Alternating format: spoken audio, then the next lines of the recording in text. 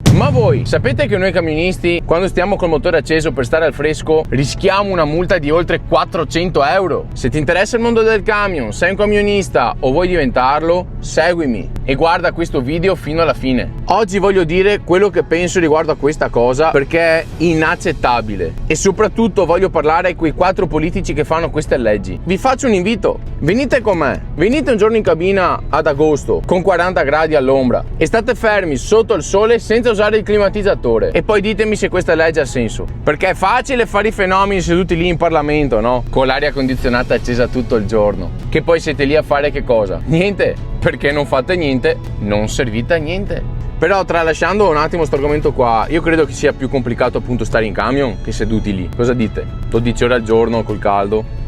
Durante il Covid eravamo gli eroi, tutti a ringraziare i camionisti perché portavano il cibo, le medicine e tutto quello che serviva. Finita l'emergenza siamo tornati ad essere quelli multati, anche se vogliamo un attimo sopravvivere al caldo. E lo so già, non venitemi a dire che devo usare il clima da fermo, perché con 40 gradi il clima autonomo o da fermo, appunto, come volete chiamarlo, non è che aiuta tanto. E adesso vi dico un'altra roba, io qui sono fermo da più di 10 minuti col clima acceso e sinceramente me ne sbatto le palle della legge e non sto dicendo che ce ne dobbiamo sbattere tutti quanti appunto della legge, però in questo caso preferisco vivere che rispettarla. E poi fanno tutti i moralisti per i camionisti che muoiono dentro le cabine, poverini e le loro famiglie, siete 4 ipocriti del cazzo. Fatemi sapere cosa ne pensate di tutto questo, sono curioso di leggere le vostre opinioni perché sta roba qua per me è ridicola.